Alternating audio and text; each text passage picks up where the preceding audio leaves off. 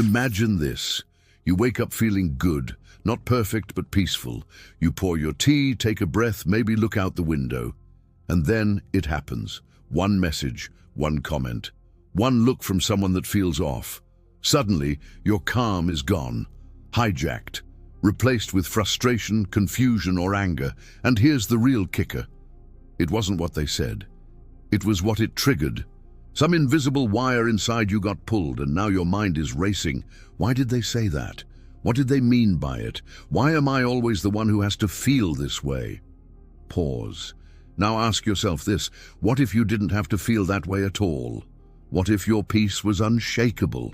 Not because the world got easier, but because you got stronger.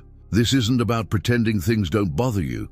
It is about no longer handing your inner world to people who haven't earned that power. In this video, we're not just talking about emotional control. We're talking about emotional freedom, the kind that allows you to walk through a storm and still feel anchored, to be misunderstood and still feel whole, to be hurt and still choose healing. These aren't abstract ideas. I'm going to give you 10 deeply practical shifts, not tricks, not surface-level hacks, real mindset-altering practices that can change how you deal with conflict, criticism, pressure, and pain. Because peace isn't something you find, it's something you build, moment by moment, choice by choice. Let me tell you a quick story.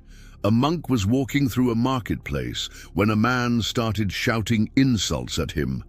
"Fake!" he yelled. "Coward! Hypocrite!"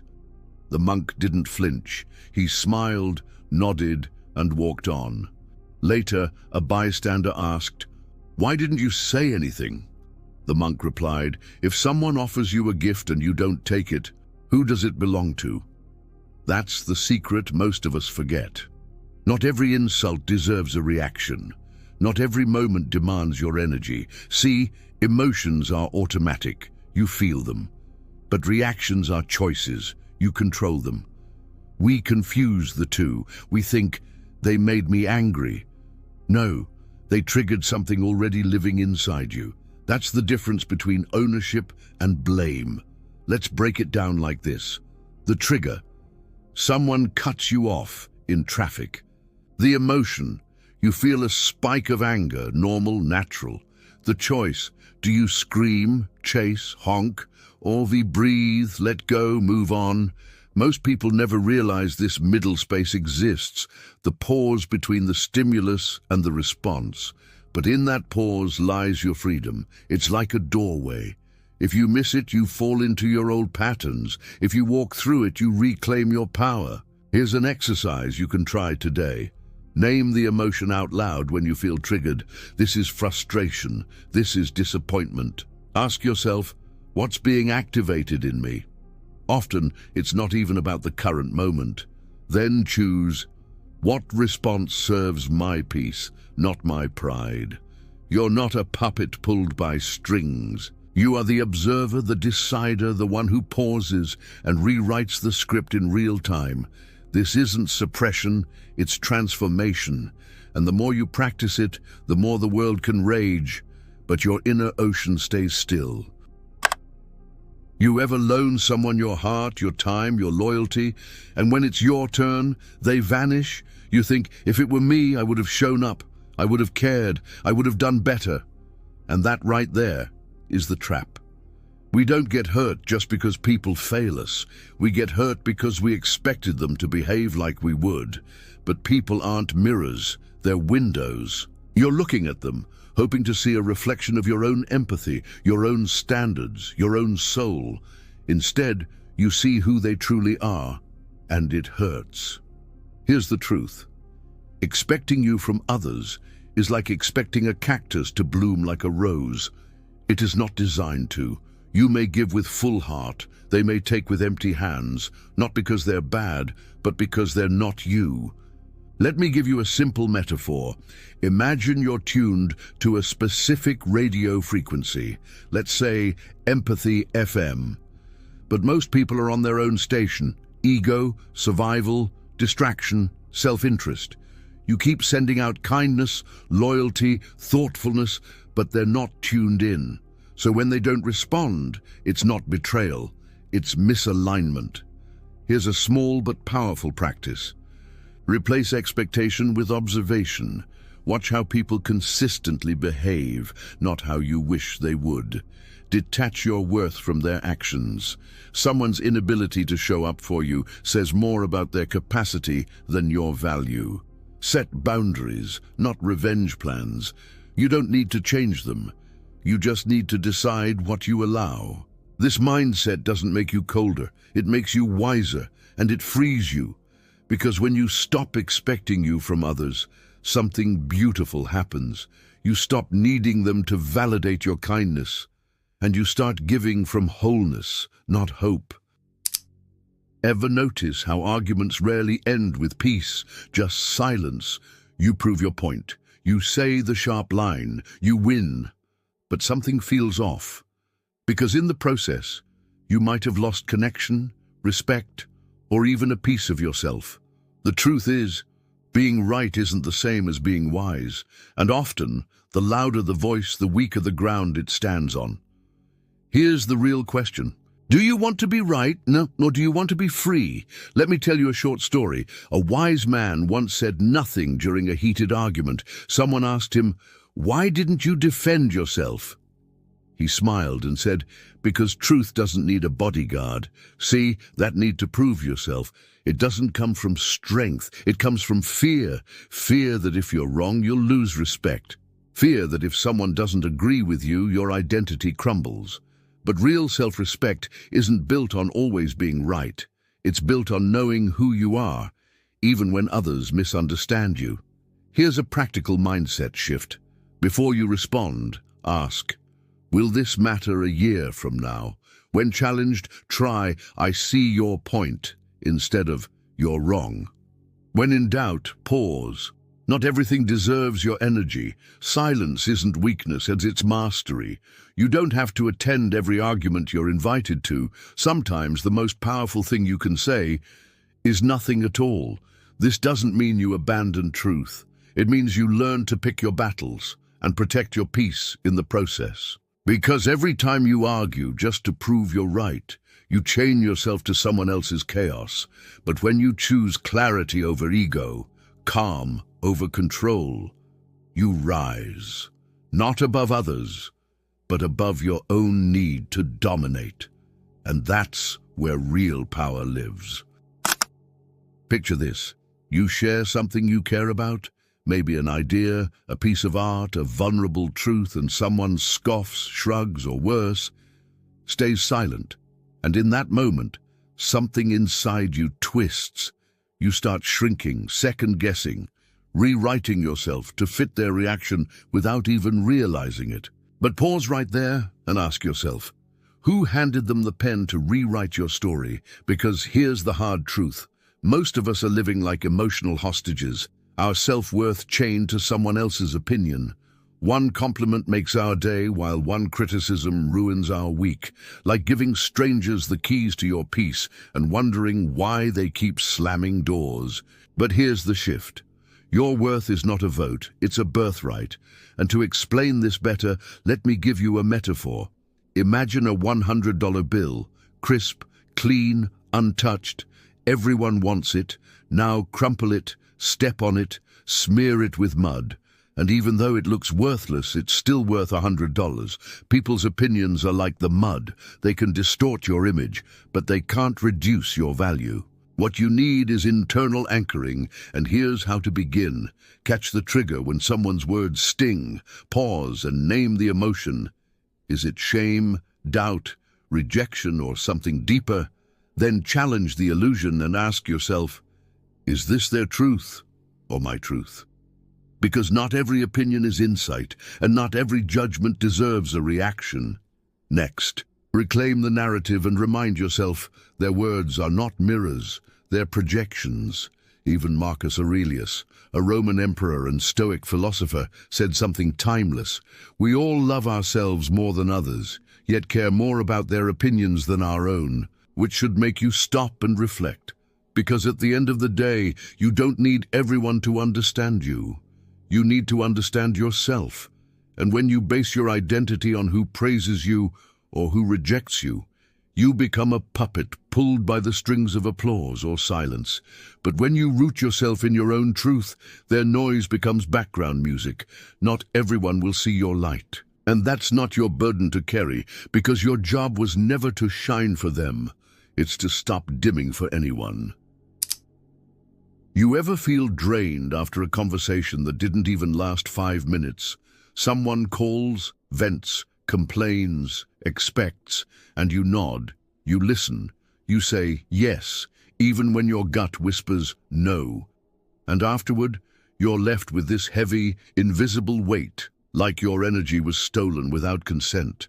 But here's the truth: no one steals your peace. You give it away, one unchecked. Yes, at a time. And that's the part that stings, because you know deep down that you've been overextending, trying to be everything for everyone, while your own well-being runs on empty boundaries. Aren't walls. They're doors with locks.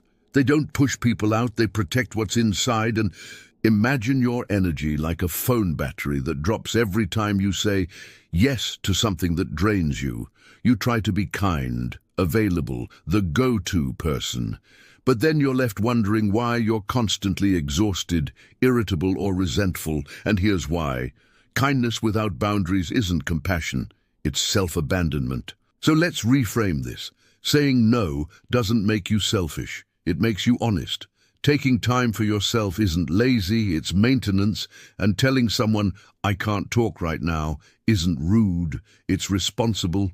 And if you're struggling with the words, here's a simple script to try. I care about you, but I'm not in the space to hold this right now. Can we talk later?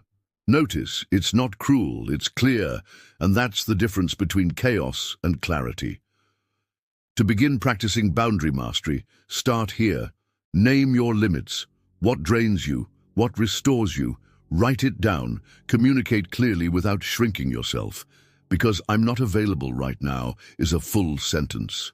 And most importantly, honor your word, because the first person who needs to respect your boundaries is you. As the philosopher Epictetus said, freedom is the ability to live as you wish. But you can't do that if everyone else decides where your time and energy go. So the next time someone crosses a line, don't just get angry, get clear. Don't just react, realign, because when you protect your energy, you protect your future self. Imagine this. You walk into a room wearing something that makes you feel powerful, confident, grounded, alive. And for a brief moment, you're fully in your body, unshaken, until someone raises an eyebrow, another makes a joke under their breath. And suddenly, that confidence starts leaking through invisible cracks. Your back straightens a little less. Your voice softens, your presence shrinks, and you don't even realize it until later, when you'll be replaying the scene in your head, wondering why that one glance undid everything you felt so certain about. Why does that happen? Because deep down, you've tied your self-worth to what they think. And here is the raw truth most people don't want to hear. If you live by their praise, you will die by their silence, and it's not your fault. We were taught to care, to fit in, to be liked, to avoid ruffling feathers. But somewhere along the way, caring turned into performing, and performing turned into forgetting who we really are when no one's watching. Now here is the shift that will change your life. What someone thinks of you isn't truth. It's not a mirror. It's a lens, and that lens is cracked, foggy, shaped by their experiences. Insecurities and projections. Think of opinions like the weather. Sometimes warm, sometimes cold, sometimes completely wrong about the forecast. And you wouldn't redesign your house every time the sky changes. So why rebuild your identity every time someone throws shade? Here's how you detach.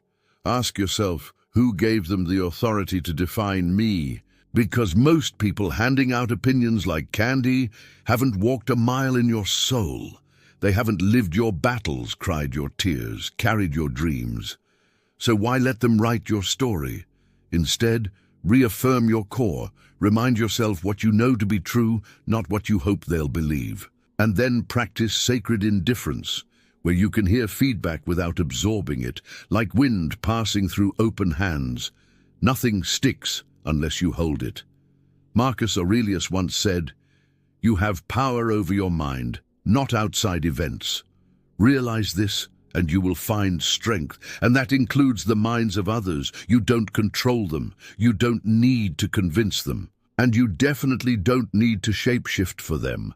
Because the next time you feel pulled by someone's opinion, pause and ask yourself, am I adjusting myself to be accepted or anchoring myself to be free? Because the moment you stop needing approval, you start living in truth, and that truth is where your power was hiding all along. You're in the middle of a conversation, maybe with someone you care about, maybe with someone who just loves to push buttons. And then they say it.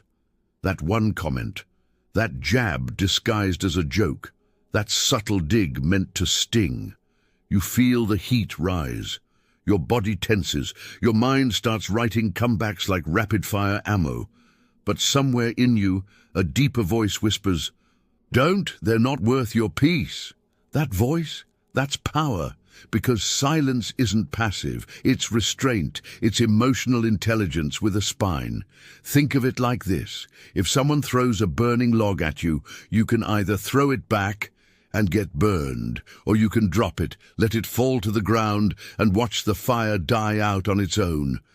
When you react with anger, you feed their drama. When you respond with silence, you starve it. And the most dangerous person in the room, the one who doesn't flinch, doesn't beg to be understood, doesn't need to be louder to prove they're right. They've already won, internally. Let me give you a real-life tool, the pause practice. When someone provokes you, take one full breath before doing anything. That breath is the difference between reaction and reflection. Ask this question: if I speak now, will I create clarity or more chaos? When in doubt, walk away. Walking away doesn't mean you lost. It means you refuse to participate in something beneath you. A Buddhist proverb says, "Speak only if it improves upon the silence." Sometimes the most powerful thing you can say is nothing, because silence doesn't mean you're defeated. It means you're in control of your emotions, your energy, and your dignity. So next time someone tries to bait you into rage, don't bark back. Smile gently, walk away, and let your peace be the loudest thing in the room. You know those days where nothing goes right? You spill your coffee.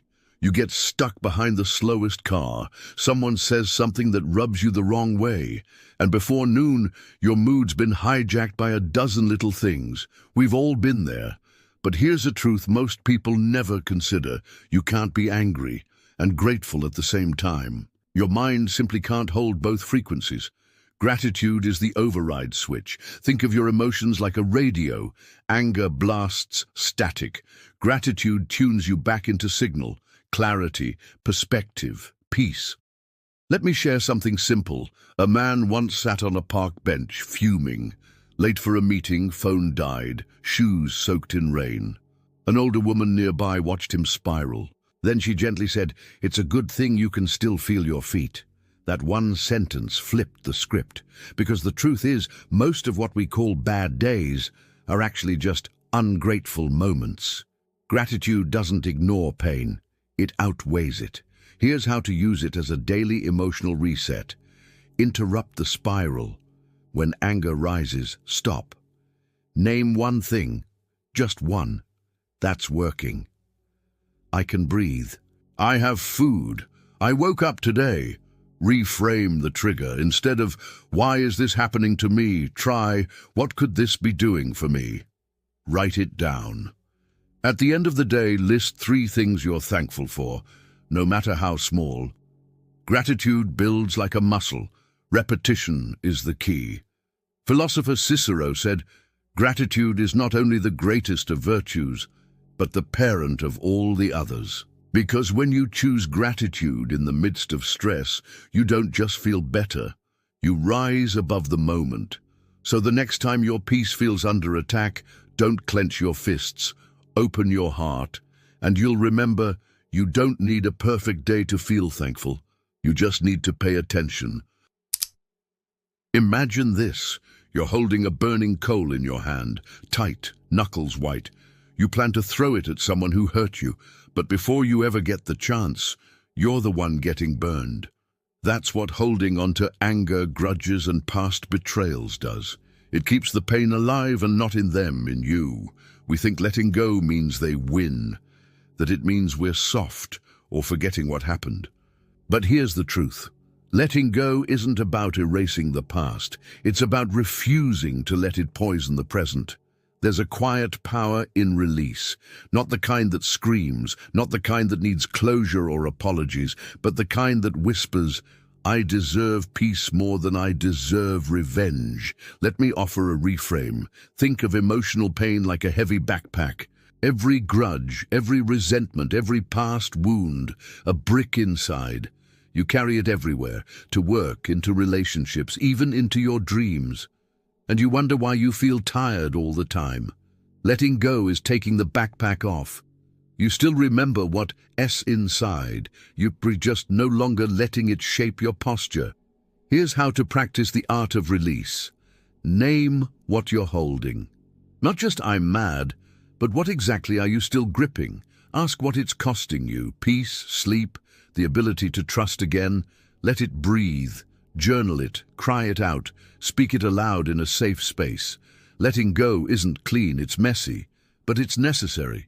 Buddha said, holding on to anger is like drinking poison and expecting the other person to die. You're not weak for walking away from what hurts. You're wise enough to know what's not yours to carry anymore. And yes, there will be scars, but scars are proof that you healed. The final freedom is this: not needing an apology, not waiting for them to change, just choosing yourself. Because peace isn't found in holding on tighter. It's found in learning when to loosen the grip, exhale the weight, and walk forward, unburdened. This is how you stay unshaken. So here we are, 10 shifts, 10 moments where you could have reacted, but instead you chose power. Not the kind that shouts, the kind that holds still. Because emotional mastery isn't about becoming untouchable. It's about becoming unshakable. It's about learning to sit with discomfort without losing yourself. To feel the trigger and still pause. To carry peace like armor, quiet, invisible, impenetrable. Remember this: every time you choose not to fight the noise, you rise above it. Every time you respond with grace instead of ego, you become someone stronger than the moment. This work isn't flashy, it's quiet, it's private, it's deeply personal. But the reward? A life where your mood is no longer at the mercy of others. Where peace is not something you chase, it's something you are. If this resonated with you, share it with someone who's still carrying too much. Someone who's ready to drop the weight. And whatever happens next, protect your energy, honor your boundaries, let go when it's time, and above all, stay unbothered.